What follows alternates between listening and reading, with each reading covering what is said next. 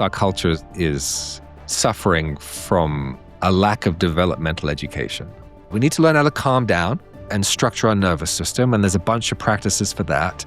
But we also need to learn to shift our identity, to start operating from a deeper level of identity. So the wisdom side of it is recognizing that. And then the love part of that is the experience of the intimacy and the tenderness of knowing that you are non-dual with the whole of reality. So the developmental journey, that is a deepening of the wisdom, of the perspective taking that deepens the experience of love.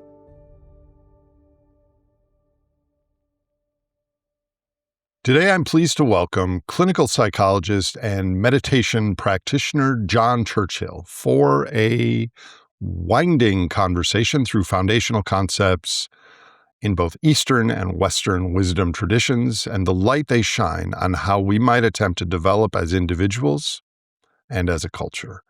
John is a founding member of the Integral Institute, a nonprofit organization that brings together experts, educators, researchers, entrepreneurs, and other stakeholders to explore and deliberate more sustainable paths for humanity.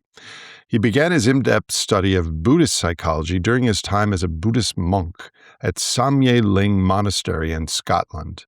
He later spent 15 years training and teaching in Great Seal, S-E-A-L, meditation in an Indo-Tibetan Mahayana lineage. Additionally, John has received advanced training in attachment therapy, hypnosis, positive psychology for peak performance, and, how I found out about him, the pointing out style of Mahamudra meditation. He holds a doctorate in clinical psychology from William James College and is a practitioner of traditional Chinese medicine. In this conversation, John and I work our way through the 7 stages of psychological and contemplative maturity that both individuals and cultures work through in our relationship to the living world. We touch on topics such as love wisdom, non-duality, metacognition, and why it's important to understand the difference between peak states and truly embodied stages of deeper development. This was a truly non-linear conversation, and I will admit I didn't fully understand everything John said, but I still walked away with the sense this is an important exploration of the meditative technologies that we're going to need during the coming decades. I'm still learning. I'm still curious about all this. I hope you enjoy and learn some things. With that, please welcome John Churchill. John Churchill, welcome to the program. Thank you, Nate. It's good to be here. Where to start? You have spent decades bridging the ancient contemplative teachings of Tibetan Buddhism with modern Western psychology and adult development theory. You have synthesized all this in your book, Becoming Buddha, Buddhist Contemplative Psychology in a Western Context. You've also served several years as a Buddhist monk, and you have a doctorate in psychology. So I'm not exactly sure where to start with your background, but I'm going to ask kind of a random question. At least 2 of my friends, when I told them I would be interviewing you, told me that you originated, or at least from their perspective, the phrase, the next Buddha is a Sangha. And I don't know if that's true or not, if that's your quote, but maybe you could just define what does that even mean? Because I have heard that quote a lot. Yeah, I don't think that was my quote. That was Thich Nhat Hanh, who's a Zen master. But if we look at all these contemplative traditions with their sophisticated psychotechnologies of development, the next step in the evolution of those traditions and the next step in our cultural evolution is a new cultural level of development. So what it means when the next Buddha is the Sangha is that the delivery system, the delivery mechanism of these teachings needs to be transformed in such a way that what we are focusing on is not developing individuals, but developing communities. and that the model of development is a group model of unfolding, a cultural model that leads to, let's say, a new platform, a new cultural stage of development upon which a lot of other things can be built. So the new Buddha is the Sangha is saying like the next stage of human development is deeply communal. So the next Buddha is a trillionaire. That's the wrong direction, probably. I think so. I think so. There's a lot of unpacking to do with the science and the ancient wisdom traditions. But what you just described from an evolutionary psychology standpoint is the potentially maturing of a species under a multi-level selection framework that we've kind of erred towards individualism, probably supported by the largesse from the energy carbon pulse, but that our future, should there be a long one, has to go in this direction. I assume Sangha is translated as community or a group or something like that. So we have to move back to more group level actions, behaviors, thinking. That's right. What I would say is that there is an oscillation developmentally through the developmental stages of oscillating between individualism and community and individualism and community. So we see that. So for instance, if we go back maybe 500 years, something like that, pre-Enlightenment Renaissance, at that phase, it was swung the other way, and society was the traditional society of Europe was much more of we-based with a lack of individualism. And then it swings at the beginning of the Renaissance to the Enlightenment, swings towards individuality, kind of swings back in the 60s. There is a developmental oscillation. What's different now, if you will, is the kind of unity or the kind of communal kind of culture necessitates or is based upon having completed your own individuation. So we're interested in a degree of community, in a degree of we that doesn't suppress the uniqueness of the individual, but actually is there to enhance it and allow people to then kind of work as a we beyond the me, but without suppressing it. I'm not sure I fully follow that. So can you, maybe with a wider lens, can you help us see how our collective unfamiliarity with both the science and the wisdom of all the things you've studied over the years, decades, have spiraled out to shape the many levels of crisis that seem to surround us daily, from the individual to the global level? And how does the individual to the global level, how can you parse that? We can talk about development in terms of perspective, like first person perspective, which is me. Second person perspective, you and me. Third person perspective, which is objectivity. Seeing something, you and me can look at something objectively and agree that it's out there. And so on. So let's take that journey, because that's a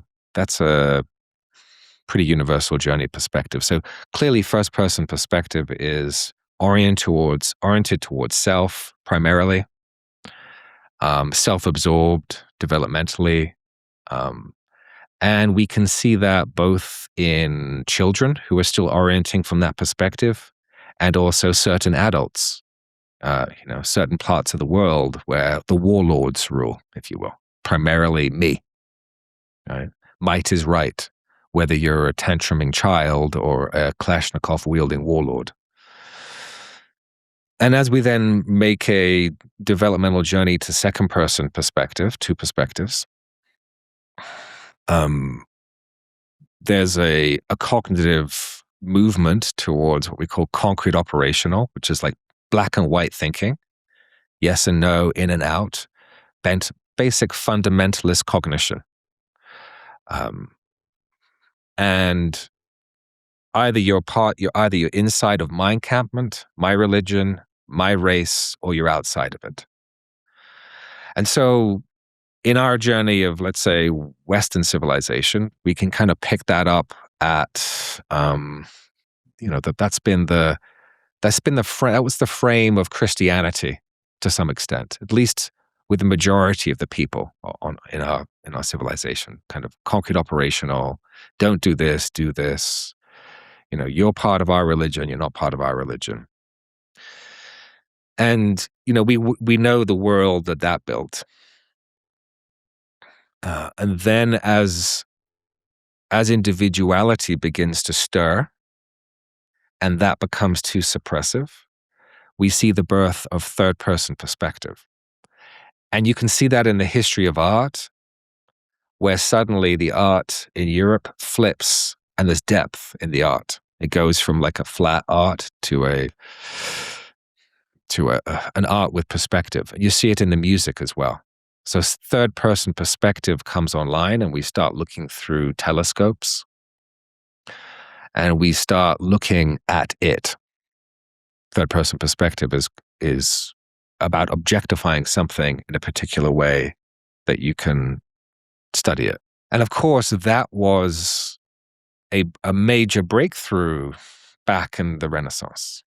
Major breakthrough, and all kinds of benefits happened from being able to objectify the human body, objectify nature, objectify our experience, and mathematics and algebra and the scientific method, and all of that grows out of that perspective. So before then, like thousands of years ago, it was mostly that first and second perspective that you explained? Yes, and they would have been the cutting edge. They would have been those developmentally who were able to do third-person perspective and therefore build the church structure and keep the rest of the culture kind of contained developmentally, if that makes sense. Right? So more sophisticated perspectives were around, but it would have been 1% or 0.1% of the population. What we're seeing is a general evolutionary process over time. What begins as the cutting edge, if it continues for too long, and if it maintains power for too long, it begins to then erode. It begins to then become problematic. And so that's what we're seeing right now developmentally, is that we are stuck at a developmental stage. We humans, or we Americans, or we as individuals? Good question. We as the center, as the governing power of civilization. So there's the center of where power is organized developmentally. And therefore the majority of the institutional structures related to that, like the media, the science, the academy, the center of power itself is located, right? Third-person perspective, individualism, Wall Street, the scientific method, empiricism, Cartesian dualism. That's where the center of the power is held. And fourth-person perspective can take third-person perspective as an object. It can see it. And this is the development of a pluralistic view. It begins as a pluralistic view. It begins by recognizing that something's missing from the picture. That something could be that the planet is missing. We don't have a perspective that is ecological. It could be that women are missing. It could be that various races and genders are missing from the discussion. So the beginning of fourth-person perspective is very horizontal in its wisdom, very pluralistic. Does that map on to postmodernism? It's postmodernism, yes. Oh, it is that. Okay. It is that, yes. So third-person perspective is modernism. Second-person perspective is traditionalism. Right, fourth-person perspective at the beginning, as it begins, is postmodernism. And so what it does is it goes horizontal and it really starts integrating in horizontally. And it's also because what's happening is the heart is opening, and the heart wants to be inclusive, and it wants to welcome more in. Now, because things are speeding up, we can also see that that also has a shadow. So we could agree, you and I could probably agree that modernity has a massive shadow, which is the objectification, commodification, extraction of reality. And we could probably both agree that that was probably at some point in time a useful mechanism to get something going for a certain degree of time. You know, like the extraction of coal, the extraction of oil for a certain degree of time was a useful. And as we move into postmodernity, we could also probably agree that that integration and the recognition of the necessity of diversity and of pluralism is also really important. So that's a horizontal dimension of fourth person perspectives.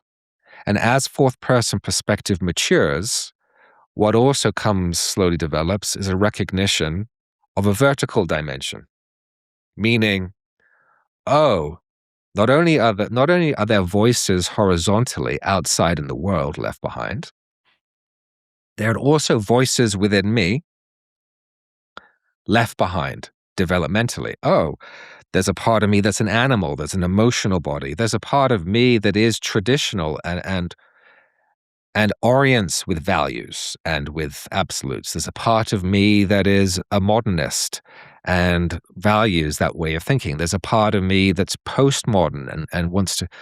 So that fourth person perspective literally has four directions, right? It literally goes horizontal and it literally goes vertical. It can look up and it's like, oh, there are traditions of contemplative development.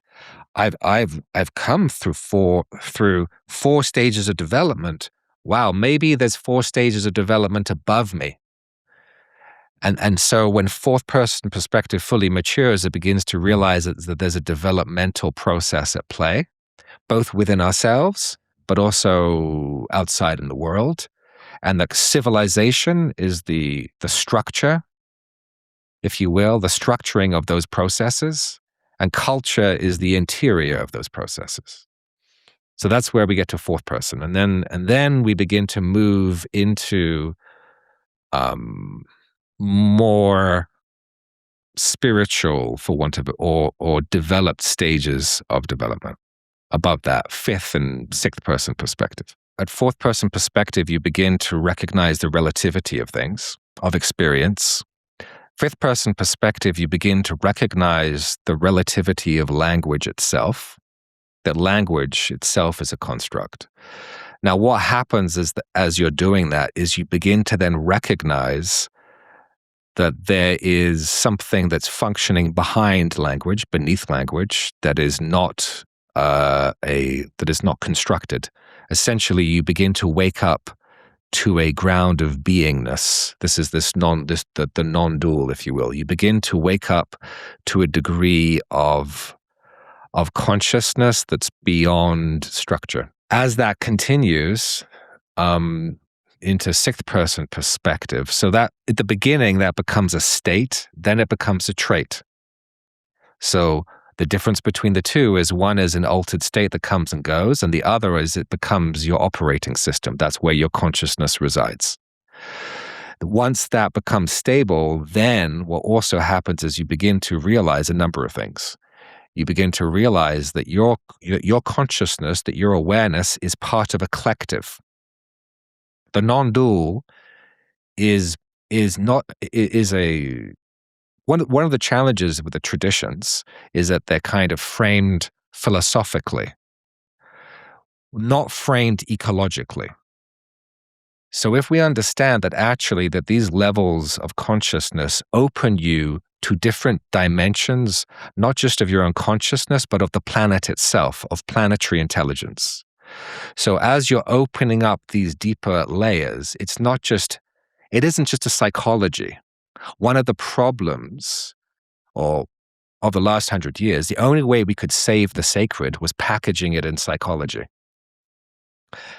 But the truth is we're not talking about something that's just my subjective experience. When you open up those dimensions, those deeper and deeper dimensions, you're opening up deeper and deeper relationship and information flow with a larger planetary intelligence. So finally, when you get to seventh person perspective, which in the traditionally in the West, we'd call that logoic, that essentially your consciousness is able to interface with the logos of the planetary system. The other way of putting that is holonic. So you've opened up access to the whole of the whole system. Now, what that means is, this is where we get to why it's not just a psychology. So from the perspective of these traditions of this, and if you update the tradition, so it isn't just the same, you don't just want to have Western psychology and Eastern psychology. You have to update both into something that is relevant for now, if that makes sense. So essentially, that developmental process is about beginning to experience yourself in a deeper and deeper way as being interdependent with the planetary system. What comes along with that is the experience that your cognition, your mind, isn't just separate from the larger system. And so cognitions, or the complexity of thought, begins to start operating in systemic and metasystemic ways. Okay. Time out. Sorry. No need to apologize. I'm just reflecting that had you been one of the first guests on my podcast 4 years ago, I might have pulled the plug because I wouldn't have understood why this is relevant. And now I still don't fully understand what you're saying, but now I have a ton of questions. So we had this ancient traditions, and I know you've also studied deeply with Dan Brown, Mahamudra, which I believe goes back 1,500 years or so. But was it the fact that we kind of had European conquest in the world and then the Renaissance and the Enlightenment, followed by the discovery of the carbon pulse and the boost that gave our consumption and material existence, that all this stuff kind of got pushed to the back corner because it wasn't as salient to, at least to the power brokers that ran the world in successive generations. Does that, what do you think about that? I mean, essentially, yes. I mean, essentially, if you understand a little bit about the history here, if we go back to Alexandria, so a central point is Alexandria. So if we can look at story, because we live inside of a story and it's important to know the story. So we look at, Alexandria, and I'm going to be vague here with the dates, but I think probably founded, I don't know, what, 300? Is it 300 BCE? But anyway, point being is, we're at a very similar point of cosmopolitan integration. So by the sacred academy, I would mean the kind of this kind of Neoplatonic synthesis, the same kind of intelligence that we have now, we had then. And so there was a project, if you will, to have a planetary teaching, to integrate. Because whilst there's the Druids and there's the Druze and there's the Greeks and the Romans, clearly those of a certain level of development recognized there was also something that was universal. And so that project was also integrating wisdom from the East and the West. There was playback also from Alexandria to India. So, for instance, the birth of the Mahayana, in many ways, is born. One of the things is born in Gandhara. So, Gandhara was a Greco-Indian civilization where actually the Greek wisdom had fed itself back into India and then integrated with Indian meditative technologies. So the East and West integration has been going on for a long time, and that project, which got hijacked by the forces of empire like 2,000 years ago. Had it not been hijacked, we would have had an academy, if you will, that recognized the scientific method and recognized the sacred within that. So we would have had, I'll give you a good example. We would have had a biology department. We would have had psychedelics for 2,000 years. And if you look in the written documents, the legal documents of the Inquisition, you'll see the list, that they're burning the poor lady at the stake for a list of herbs, and a bunch of those are including psychedelic herbs. So every single biology, chemistry, architecture, mathematics, every single part of the university had a dimension of the sacred. And essentially, kind of the forces of empire came in, stripped that out, and maintain and kind of basically controlled the educational process for a couple thousand years. And what was the role? And by the way, a quick pin that you said meditative technologies. You did not say meditative practices. So back then, the meditation was viewed as a human technology. I guess it's just semantics, but yeah. The practices are the practices of a techne, of a technology that speeds a process up. Yeah. And so until that time, plant medicine and psychedelics were part of a bridge for humans to get closer to the sacred. It was just part of the way. Yeah, one of the departments, right? Like would have been skillful means, I mean, but just imagine the degree of sophistication of the chemistry that we would have now had that been a continuous process. So we've been hijacked. So because of the struggle of the historical process, that academy was suppressed for approximately a couple of thousand years. And is it still in existence? And is it growing again? It's still part of the deeper ecosystem of our planet. But there are still pockets of people in Tibet and in the United States and certainly in India and Nepal that continue carrying on these wisdom traditions and have cataloged and maintained the core of them. So I look at the world, John, from an ecological perspective and an evolutionary anthropological perspective. And so my critique of what you just described, you referred to empire, and these things have been kicked to the background for 2,000 years. I look at that as a fall from grace from hunter-gathering, and then we started agriculture and started to store grain and surplus, and from that hierarchy ensued, and we're off to the races. But I just wonder, you were just mentioning the tissue and the planetary experience, which I don't fully understand. So let's just pause here, John, and let me ask you for some brief definitions of some words you just said. Sure. Planetary intelligence, what do you mean by that? Let's imagine in Tibet, like the tradition the education in Tibet is like it's a 12-year educational journey. So there was something comparable in the West that we've lost.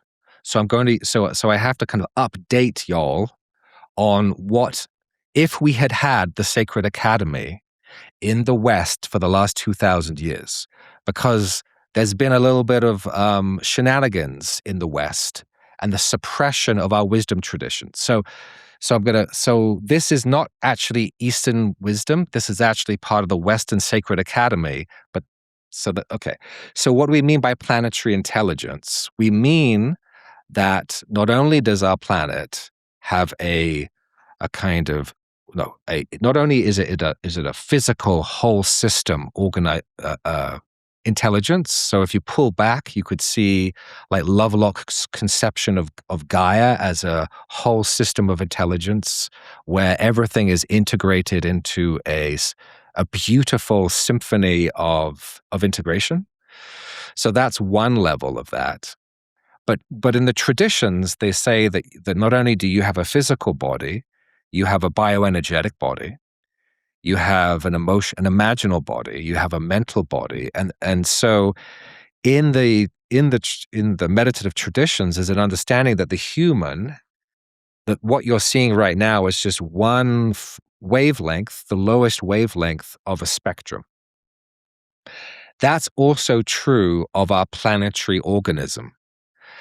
And so all of what you hear, so when you take plant medicine, you open up the imaginal dimension, not just of your psyche, that's your personal unconscious, but also of the collective unconscious, what Jung called the objective psyche, meaning that the planet itself actually has dimensions like ecologies that are beyond the physical.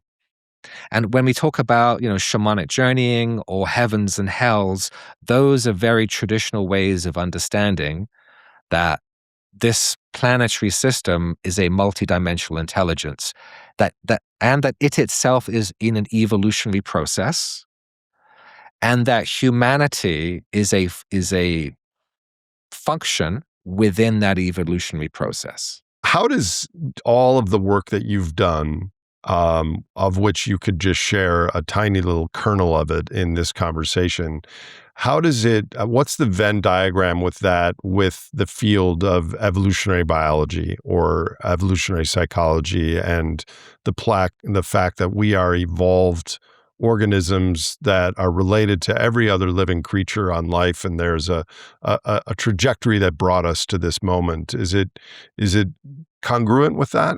In a multi-layered, evolutionary, multidimensional system, there's going to be multiple streams of evolution. So what you're just describing is one stream of the evolution of matter. And so you can look at psychology, biology, geology. You can look at probably every department of the academy through that particular lens of evolution, and it will give you really good information. But that isn't the only one. There's also from the point of view of, let's say, the sacred academy, for want of a better term, a way of also looking at the evolution of consciousness and how it interacts with that evolving material substrate. So there's multiple evolutionary systems, if that makes sense, interacting with one another. So yes, they're integratable at fifth person perspective, because those perspectives are also degrees of cognitive complexity, if that makes sense. Getting back to my questions on your questions, you mentioned sacred, you mentioned sacred academy, you mentioned Western sacred academy. What does that mean? We have to define it, only being able to allow to use terms that are secular, because that keeps us kind of where we are right now. So I think the sacred has to do, in my experience, to do with the deep experience of value. When somebody gives you something that's really precious, you relate to that in a particular way. So the experience of the sacred, in my mind, one of its dimensions has got to do with it's the value of beauty, and it's the value of goodness, and the value of truth. So goodness has to do with the depth of intimacy. Beauty has to do with valuing aesthetics. So first, second, third, fourth, sixth person perspective, that is the development of aesthetics, of perception. And truth is valuing what's really true. So what is sacred is what is true, what is beautiful, and what is good. So I'm smiling. Not only do I understand and agree with you, but I don't know that if you know Ian McGilchrist, he's been on my program 3 times. He basically said the same thing that you just said a few weeks ago. And I don't think you guys are studying the same things necessarily. So it seems like that finding may be robust. That view, in my mind, is one of the fundamental archetypal structures of the next civilization. Goodness, truth, and beauty. That's first person, second person, third person. right? Aesthetics is the beauty is in the eye of the beholder. So the whole line of personal development, right, you can think of it spiritually, but I like to think of it as aesthetic appreciation of deeper and deeper levels of beauty and reality. When I say the word sacred, I think of a primeval forest or an old growth forest or the animals in the meadow, undisturbed nature. And I think you would agree that that is part of sacred. But you also mentioned when someone gives you something precious or there's a painting or an experience, it doesn't necessarily have to be nature. It's the whole human and non-human maybe experience. Well, I think we mean the same thing. Nature in third person, nature in second person, and nature in first person. Like, what is natural? In the Buddhist tradition, they call it Buddha nature. Let's just take Buddha, throw the Buddha term out, and say nature. Nature in her manifestation of beauty, what you're describing, when you see that, do you experience it as being beautiful? Like, what is it? Is it beauty? Is it beauty that stuns you there? Is that what makes it sacred? Or is it a sense of relationality, the goodness, or is it a sense of the truth of appreciating the systems and how everything is woven together? Okay, I'm going to answer that with another question. I think the answer is partially all three, but Yeah. partially something that I can only feel and I cannot describe in words. So here's a question. In a recent, frankly, I think I might have sent it to you a few weeks ago. I shared that I have spent months trying to conceptualize the concept of non-duality, and I got right to the cusp of it, and then I lost it. But why is that concept so important now in our culture, in the face of our converging global crises, that more people begin to actually experience non-duality rather than think about it? And just in your last little paragraph, I felt again that I was right on the cusp of it, integrating your truth and beauty comments. Non-duality is not the heart of it. Non-duality is a perceptual dimension of what is at the core of what's being spoken about. So what is central here is the intelligence of the heart mind and its recognition of what we would call love wisdom, and the fact that the heart mind perceives in a non-dual way. The reason that that's important is if you get stuck with non-duality just perceptually, you don't understand that actually that which perceives in a non-dual way most naturally is the heart.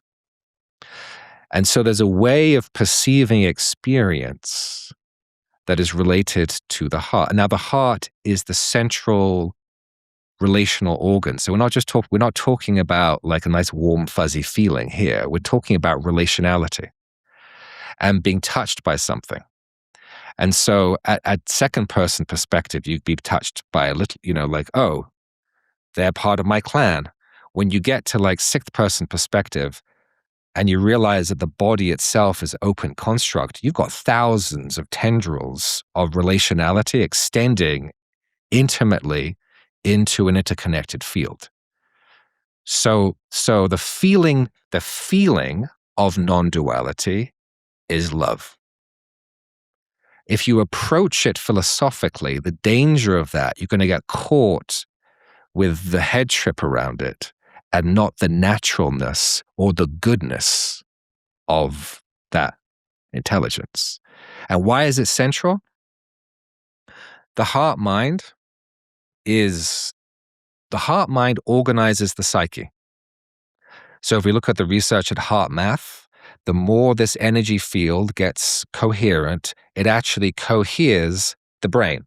Now let's not forget that the heart isn't just here. That's one end of the sensory nerve. The heart is actually in the head because everything is in the brain. So the heart coheres the brain mind, and as it coheres the brain mind, the psyche becomes more integrated. And this heart field is in resonance and coherence with the electromagnetic field of the planet itself. So there is a communication of information from the larger planetary intelligence to the individual heart-mind, that as that becomes more coherent, then coheres cognitive processes that become more and more planetary by virtue of the person's development. Okay, I want to ask a follow-up question on love wisdom, but before I ask that, there's some part of me is feeling and not fully understanding what you're expressing, and the feeling I get is sadness, and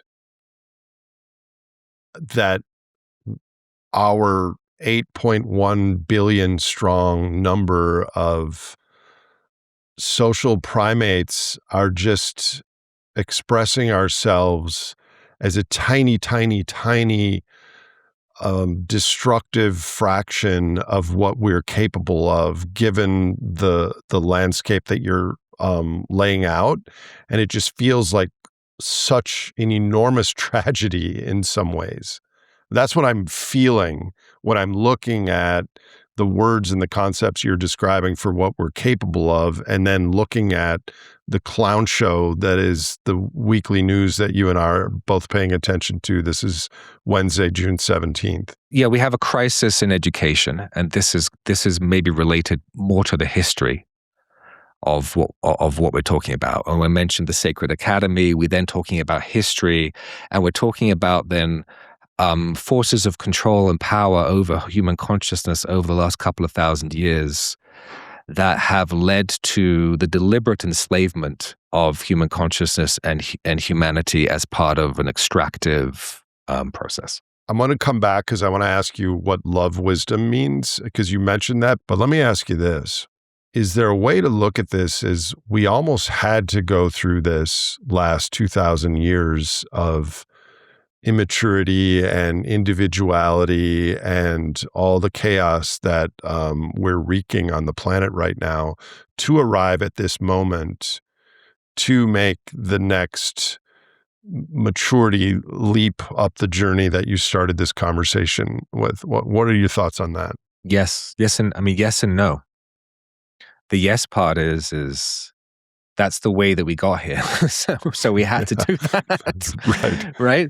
The no part, what's the no part? The no part is that we're working with like accumulated forces of multi-generational trauma that, and when those forces are expressed culturally, they become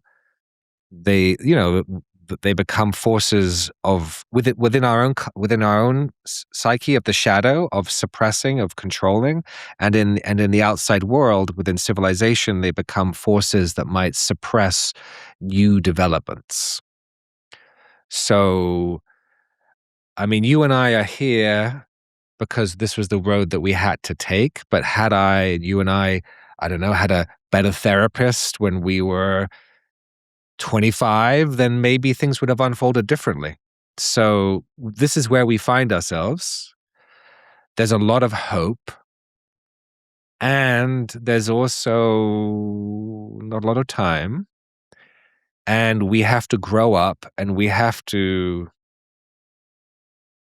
grow up, and everything is needed is here, except for the resources for the very thing that's actually needed.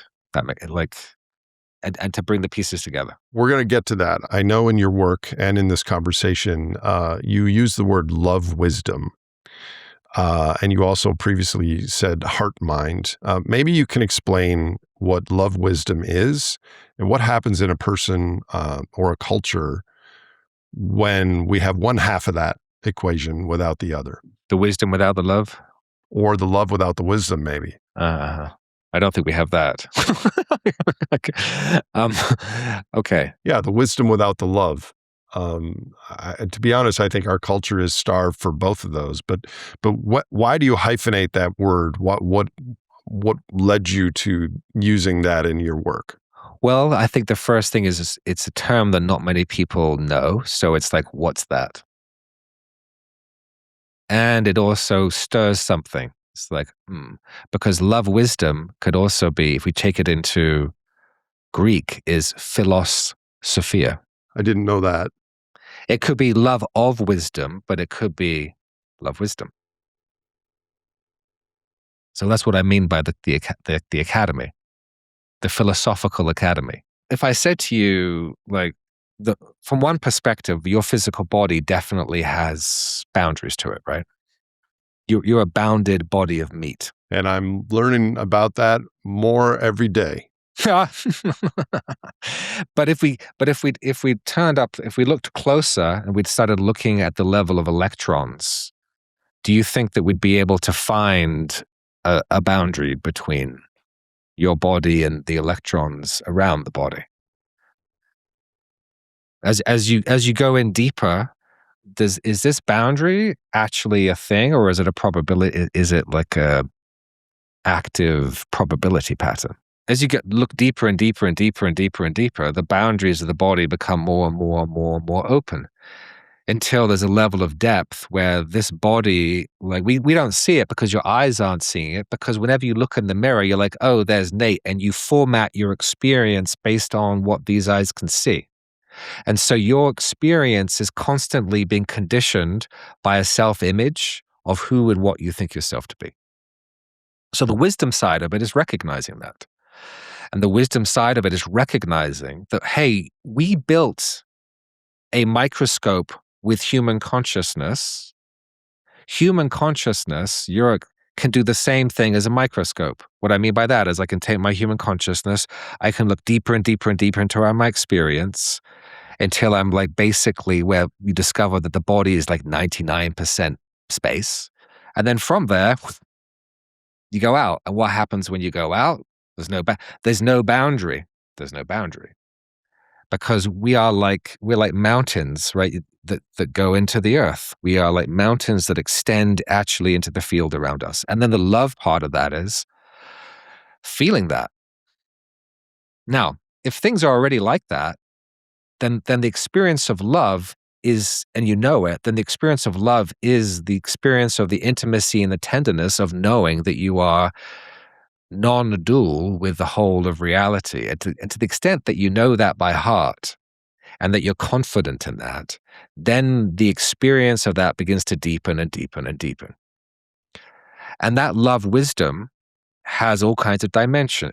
The wisdom dimensions is, well, if that's true, then what does a financial system look like that is kind of understands that we're interdependent with everything? What does a medical system look like that understands that? So the deepening of the developmental journey, first, second, third, fourth, fifth, that is a deepening of the wisdom, of the perspective taking that deepens the experience of love. So do you think our culture is suffering from a crisis in love wisdom? And in what way is that failure playing out in how we're collectively responding or not responding to the more than human predicament? Yes, our culture is suffering from a lack of developmental education in what it means to be a human. And the developmental education of what it means to be human is the developmental unfolding of love wisdom. In 2,000 years ago, did Tibetan Academy, the 12 years that children and young adults had to go through, was love wisdom taught or part of the curriculum? Yeah, for sure. Well, and also in the West, the love wisdom piece is core to all of the mystic traditions. You can approach these teachings through the mind and the head, and that's an important part of it. But it's so much more powerful to feel it. Okay, so let's start getting into the practical implications of this and why this is important. Kind of a two-part question. One of the things I've been recognizing lately, and I think in the materials I sent you, I didn't include this, is when we talk about human behavior and culture, there's a difference between the median and the mean. And I think, based on what I've learned in the last year or so, is humans are better than we think or better than we've expressed. Humanity is not, at least not yet. because in aggregate, we are acting in extremely deleterious ways because a small percentage of humans that get into the power vector and steer things the way we've steered and influence the institutions. And then there's a metabolism that carries on. So let me ask you this. What is the developmental map that you summarized reveal when we examine our global leaders and thinkers today? And what stage of development would we need to see in our leadership to actually meet the scale of all of the challenges and problems we're facing? The power and the leadership are frozen at third-person individualistic perspective. Is that because of who they are as humans, or is that because that's what their position freezes them at? The issue is that we need a global level, deliberately developmental education project.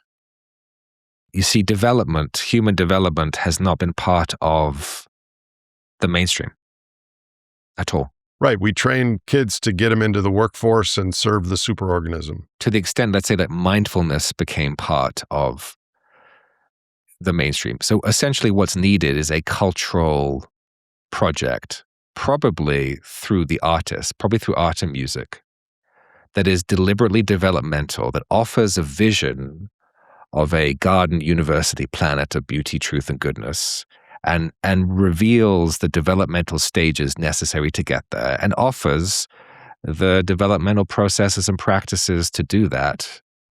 We have to have something comparable to the mysteries of Eleusis, the Elysian mysteries, where all the politicians and all the intelligentsia went through a developmental process.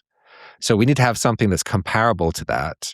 That if you're not involved with this, then clearly, there's a problem. So development needs to be made popular, colorful, sexy, with a vision of where that developmental ladder goes, that people are like, yes, let's go that way. And frankly, that hasn't happened.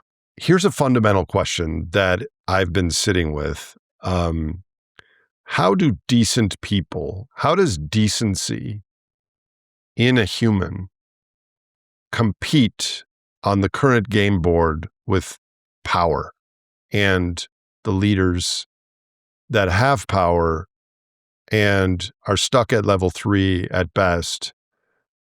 And it's not a battle per se, because even that is the wrong framing. But I guess what I'm asking is, can decency and truth and beauty and goodness ultimately prevail in our species and the biosphere? Huge question. But what are your thoughts? Well, okay. So the most evolved of the Indo-Tibetan tantric systems. So tantric systems are if you take a culture and you integrate all of the sciences into a single educational system, developmental system, that's a tantra. It's like everything gets integrated. The art, the music, the science. Okay. The most evolved of those tantras is called the Kala Chakra, which means time wheel. And essentially what the time wheel tantra is a time machine. And what do I mean by a time machine? I mean, if you want to go from one time to another time, you have to build an educational system that takes you in one time and out the other. And I quite literally mean time, meaning we are functioning within the Gregorian calendar. The Gregorian calendar is a calendrical representation of this chaos that we're seeing. So if you want to get to a new time, and timing has to do with synchronization, it has to do with internal synchronization of the psyche, external synchronization of people. Essentially, what's needed from a Western perspective is a sacred, secular initiatory operating system, which is a secular way of describing a deliberately developmental educational process that facilitates moving a population through an educational process so that you can then essentially have people educated enough to begin to function within the different departments of a proto-civilization. Meaning, if you want to get, you have to kind of like actually start a government in exile. You actually have to start that process. But to do that, you also have to educate people enough into that new cultural level of development so that we can learn to relate to one another from a different level of consciousness, experience a different level of consciousness, experience what it's like to work in new developmental structures. And that's to the extent that that's sealed off, and then slowly that's allowed to grow out. At least that's how the traditions see that you make a time transition. I expect our viewers in the last 3 minutes might have had a reaction similar to me when you said we need a structure for goodness. And you didn't say it, but it was implied, for love, wisdom, and these things to flourish. I think people felt that like a charge because, yes, that is what we're missing. We're missing a structure to manifest goodness in this crazy Twilight Zone clown fest of a culture we have right now. And so presumably you're working on that with your organization and your efforts. Do you want to talk about that? Sure. But let's be like clear here. To put somebody on the moon, you need to be able to bring a number of engineering companies together and a number of disciplines together. And the management and the coordination of that project is something that our civilization does very well when it's highly invested in. It's good to understand also that this is that there's a number of archetypes within the sacred world. There's the shaman, there's the seer, there's the priest, there's the healer.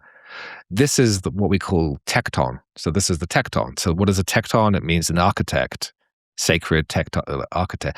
Also, it also means translated in Greek as carpenter. But, tecton is architect is a better. So we're talking about the architecting of a civilizational initiatory system. And people are go, oh my gosh, well, actually, we used to have that. We had the Dionysian mysteries. We had the Orphic mysteries. We had this is something that can be done, but of course it needs to be funded. So there's a number of components, significant components we have that need to be brought together. And that can't be brought together by one person. That actually has to be brought together like putting a rocket, somebody on the moon, right? So and the problem is that people in the field of human consciousness think that we have all the technology where we've got to is where the best of technology is.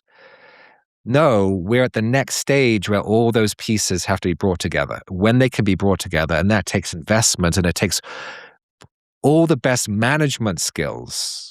Right. So all the departments of the Sacred Academy include finance, management, information systems, but it can be done for sure. It just needs people to understand we're talking about a cultural revolution. Now, if you want to do a revolution in the 60s, this is a revolution that is designed specifically a developmental revolution to seed through culture, through the sciences, a new level of development. So we need a developmental revolution before we have a physical, infrastructural one, because otherwise it won't go well. Correct. And following on the question I asked a few minutes ago, how does goodness compete with power? Zach Stein introduced me to some academic experts on dark triad and psychopathy, who I hosted last year.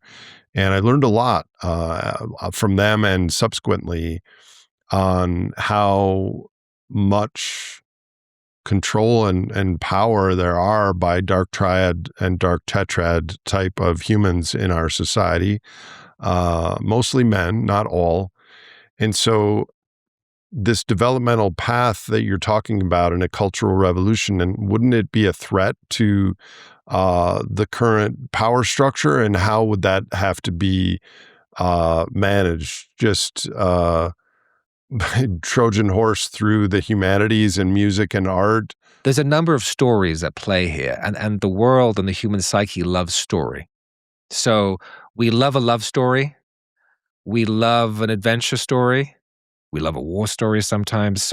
So we have to look through multiple narratives, right? When we look through the war story, then it's like, oh, there's baddies and goodies, right? And maybe that's where you and I played on the playground together with baddies and goodies. And so when you're looking through that lens, then yes, you're talking about strategy, Trojan horsing, security. But if we're using a war lens, and you do have an actual answer to my question, maybe from a Sun Tzu perspective, we shouldn't be saying it out loud on a public podcast. Maybe not. Yeah. But there's also another lens, which is, how do we do it? Well, I think one thing is you educate the public around the nature of the human shadow, and culturally and civilizationally. The other way we do it, we just make it a hell of a lot more fun, and a hell of a lot more sexy, and a hell of a lot more colorful. Well, I think that our culture now, with the Epstein files, now with this Hormuz thing, these are like staring us in the face that things are not what they seem. And the story that we've followed on the backs of our carbon slaves have divorced us from truth, beauty, and goodness, and hard work and some suffering and lots of other stuff of our ancestors. And I think our culture actually is deeply hungry for a path like this. I agree. I think we're ready for it. I just think that it can't be approached in a naive way, and it needs the best of the various departments to be brought to it.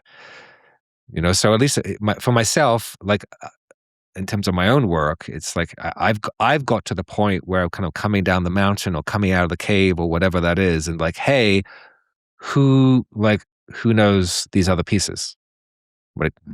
Because this is a group project. That resonates with me.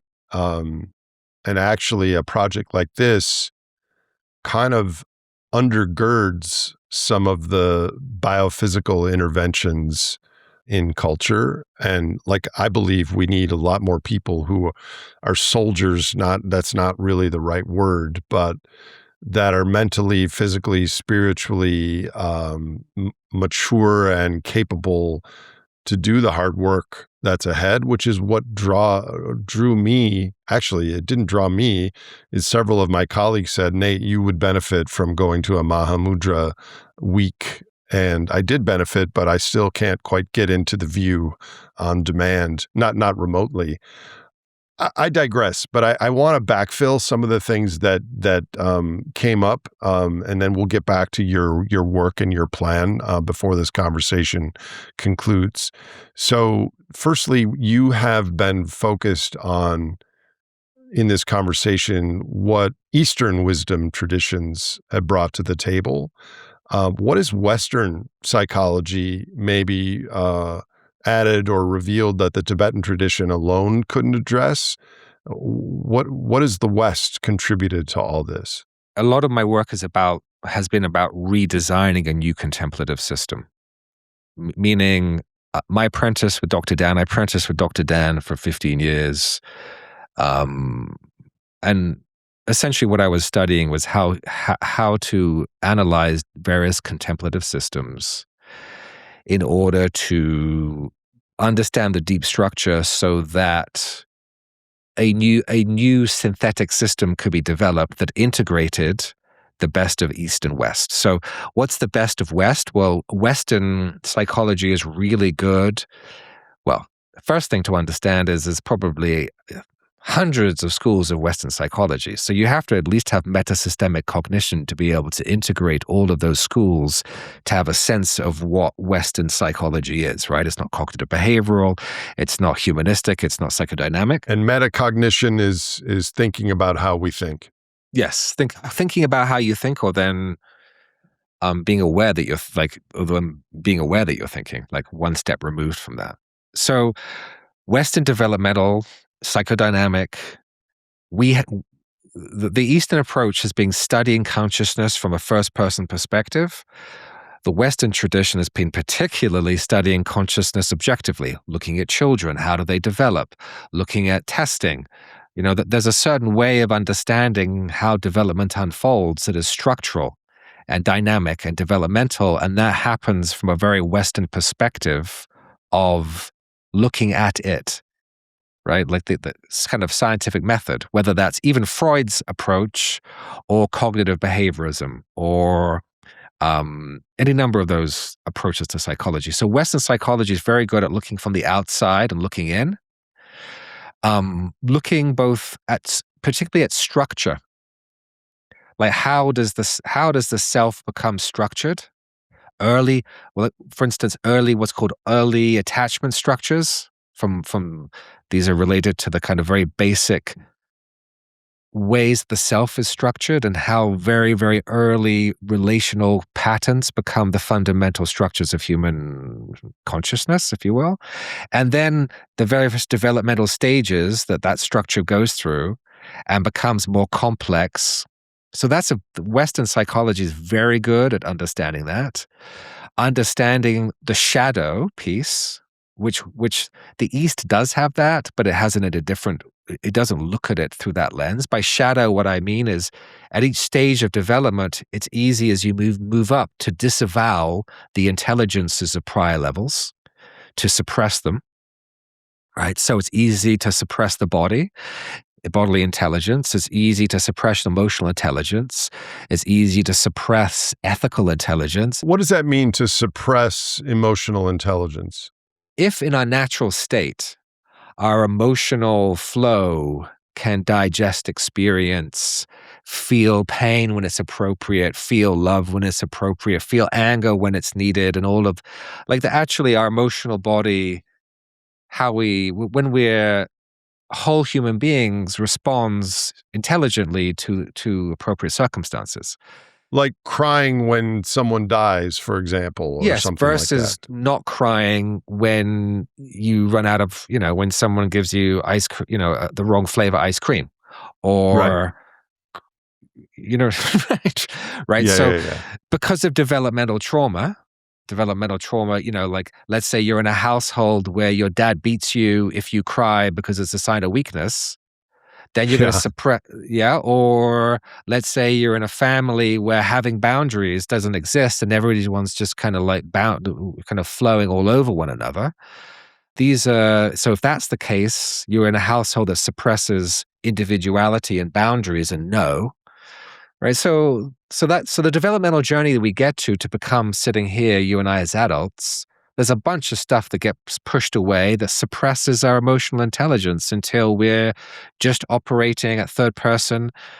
And that's one of the reasons why our culture is so destructive, is because if relating to nature or the natural world reminds you of your own pain, so these, as psychopathy and sociopathy, as it gets worse and worse and worse, there's immense amounts of pain there.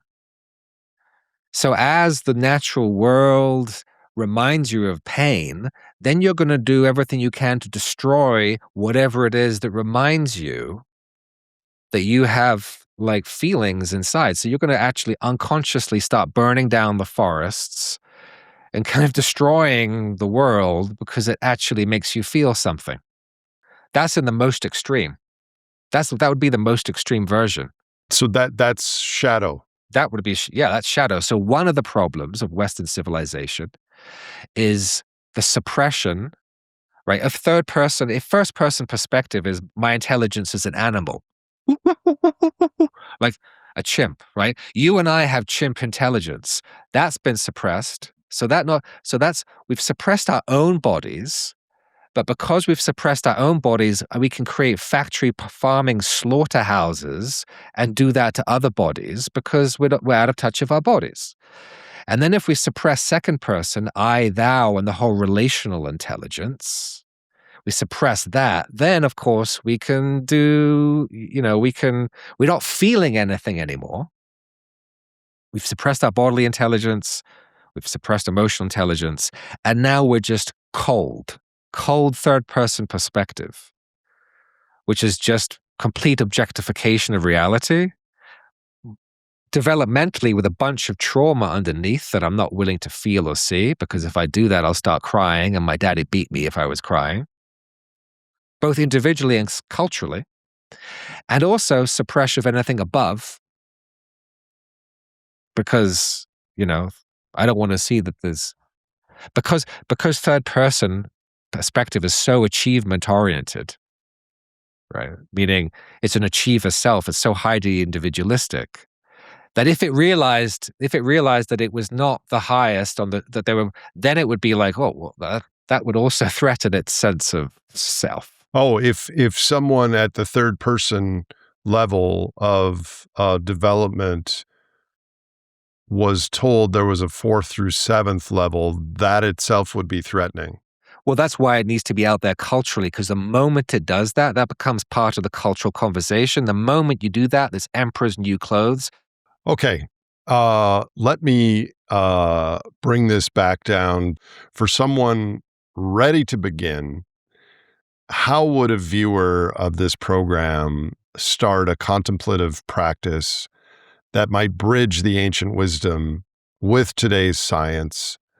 And I guess, are there any essential prerequisites before they would begin such a practice or technology? Gosh, I mean, yes, clearly there's a whole curriculum of practices here, but let's maybe start with what's readily accessible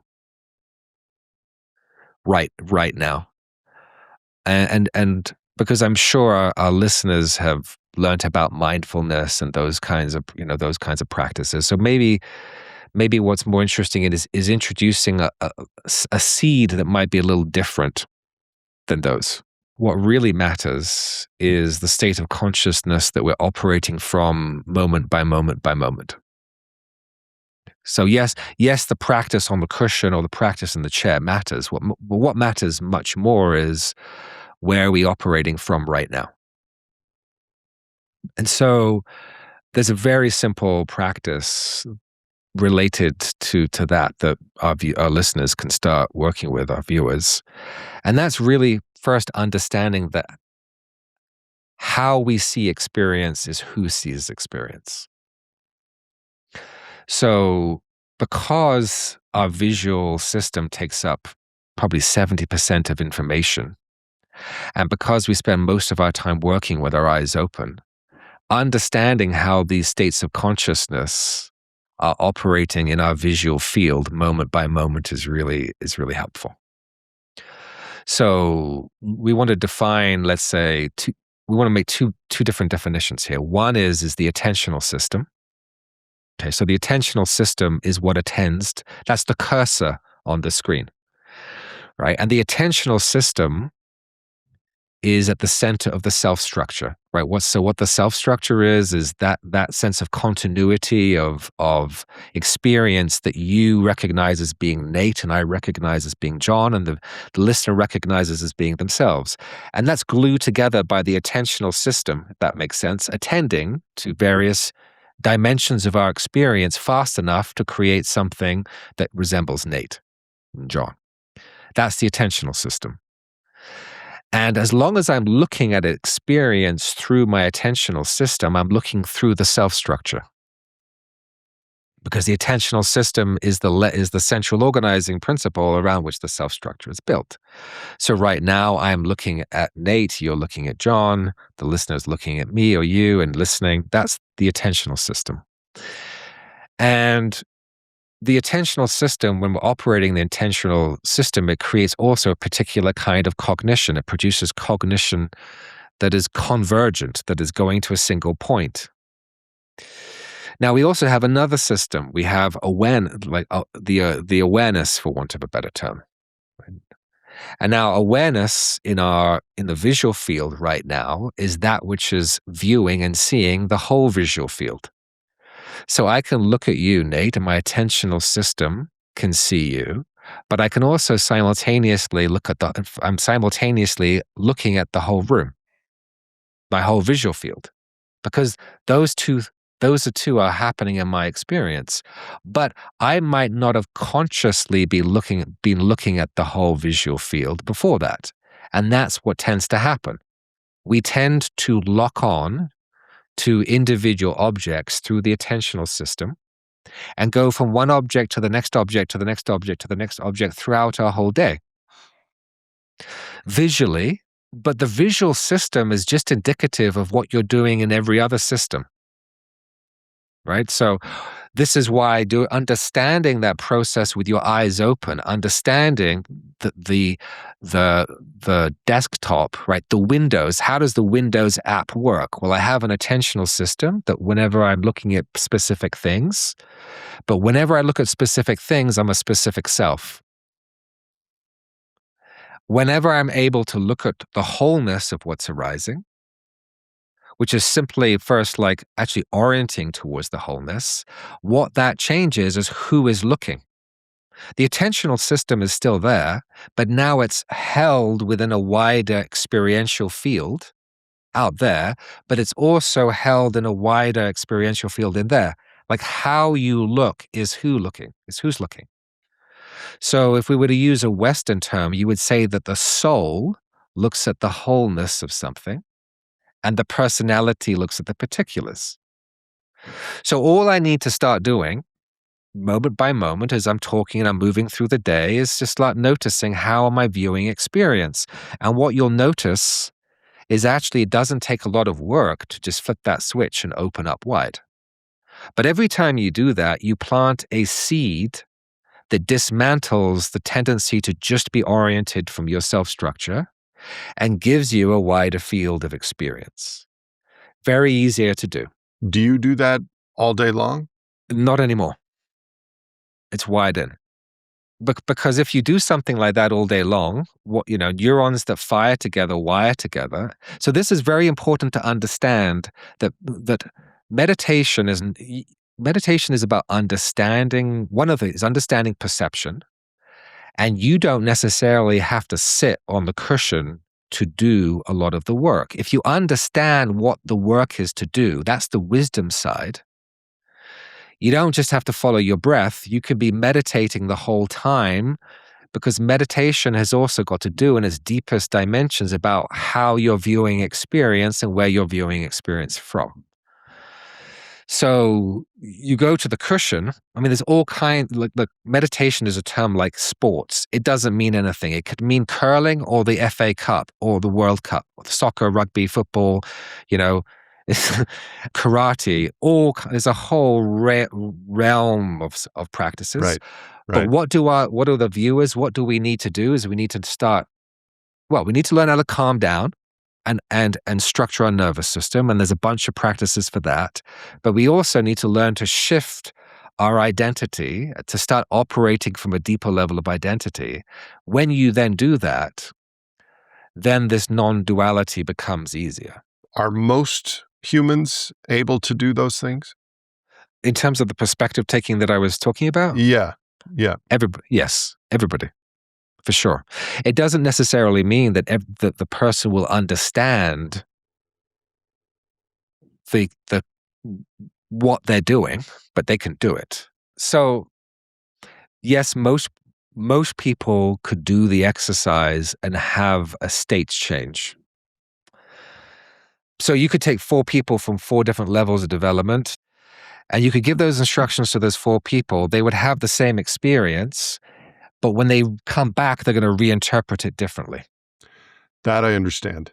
When done well and when done precisely, people can be led quite quickly into very deep expanded states of consciousness.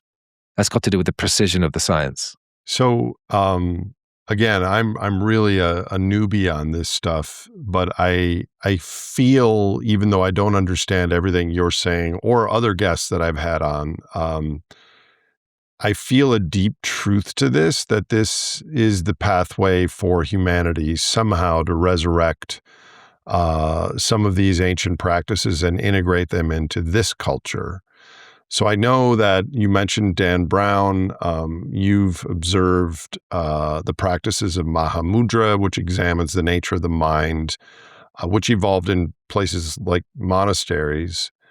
But accessing these experiential teachings is probably going to require a different approach if they are going to impact the number of human beings that we will need for impactful change. So you teach currently and have for quite a while with hundreds or thousands of students across the world. How do you think that these teachings can be adapted to meet the needs of so many humans that are like deeply embedded in a highly technological, highly distracted world now with AI, and in a culture that has leaders that are stuck at level 3? The good news is when you integrate the best of this Indo-Tibetan world wisdom to contemplative tech, when you integrate it into the Western understanding, well, the Western understanding has a very good sense of where the core injuries are. So the attachment system, the early childhood traumas and multi-generational traumas are what higher up the stack lead to all that dysfunction. So part of the work that I've done is to see how you can take those higher tech and it can actually be folded into the lower tech, meaning that actually you can address both issues simultaneously if the contemplative technology is designed the right way. That's why you have to redesign the technology. So that I think has been done. So that we have. The second piece is what the delivery system is, because the old structures of the delivery system of these traditions was hierarchical in a very traditional sense. And if it's not traditional and you have Western teachers who are teaching these teachings, then they'll teach them within a modernist structure, which is a kind of capitalist extractive structure where I'm the teacher and I'm the expert and you're my students, you're going to pay me. So both of those, neither of those structures work, and then they're not going to work. And also, we don't want a single teacher. So what's much more important is a decentralized delivery system. Well, that we can do now, right? So you want a decentralized delivery system that can deliver to the path in such a way that it's the intelligence of the members of the circle. So rather than orienting towards the teacher, the orientation is towards deep to relationality with one another. And the educational process is an educational process in culture as you go through those developmental stages. So rather than going through the developmental stages individually, which is the old method, you go through those individual stages collectively, and everything is oriented towards that developmental education. That can be scaled and decentralized and delivered, but again, it's got to do with the kind of size of project needed to do that. But that I don't think that's a problem. And then you can convert that core technology from sacred secular, which would maybe speak to a certain amount of population. It can be reskinned as Christianity and Islam and in Judaism, meaning that part of the study that I did with Dr. Dan, I started studying Dr. Dan's work when I was like 14, was looking at the deep structures of these systems. And of course, they're universal. The meditative traditions generally are universal because the people who worked on them were the 0.001% of the population, and they're very similar. So once you understand that, then you can have a deep structure that's universal, but you can have a languaging that is Christian and a language that is Islamic and a language that is Jewish that can take at least 20% of the population to that kind of stage of development. With respect to your own work in the world, what are your current fears and hopes and dreams? What I'm really interested in is looking for those individuals who understand what it is that we have to build. That's where I'm really interested in that depth of collaboration. to mobilize within one story you call it within a Dharma army, within another story you could call it a rock band, right? I mean, because it needs to have, in order to do what needs to be done, it needs to be outrageous in so many different ways. Because we're in a crazy situation. So one perspective you have to understand it. It's like it's a form without the understanding that what we have to do is a form of theater. And by theater I mean, in the great mysteries there was always a mystery play that was the center of the mystery. But the difference from a meta-modern perspective is that we are in that mystery play, and so therefore we have to start to grow into a greater degree of narrative and creativity than we have thus far. That's what my dream and hope for the future is. So for people listening, I mean, you're a teacher and you've learned and experienced a lot since at least when you were 14. What can someone listening to this show do right now, today or this month, to help address the things discussed in this podcast, or is it all up to politicians and leaders? Well, I think each of us in our own lives have to realize that it's go time. And so that's going to look different for each of us. But we desperately need each other. We need to find our courage for each of us. And whatever that means for you in your life, to reach out to other people, to take one more step in collaborating with others and exploring what that means. Taking more time in the natural world so that you feel what it is that we're fighting for. And realizing that when the beauty goes, the beauty's gone. Whatever situation we're in, beginning to practice and learn and envision that there's a way that you might open to a mycelial connection with the others that are there. If we were all connected through a mycelial web of relationality and information, what might that feel like? So whenever I'm walking around, if there's a tree, I'm like, okay, there's a connection to that tree or that flower or that person. Like, if that was true, because the brain doesn't know the difference between what you imagine to be true and what is true, and because you're unconsciously imagining yourself to be separate, let's start consciously imagining that we're woven together. I used to do this as a teenager on the London Underground. I used to stand on the London Underground holding that thing and just envision like that weave with everybody in the tube with me. And then the heart starts to expand and you're in relationship with everybody. Whether that's true or not, it doesn't matter. What matters is it feels like it's true for you, and therefore it starts to change your motivation and your behavior. So use your imagination. That was a Mahamudra practice that I remember that they advised us to go through the airport on our way home, feeling that and imagining that. That actually was beautiful. Thank you. How would you change those recommendations for young humans in their teens and 20s who become aware of all the things, economic, environmental issues with our current trajectory?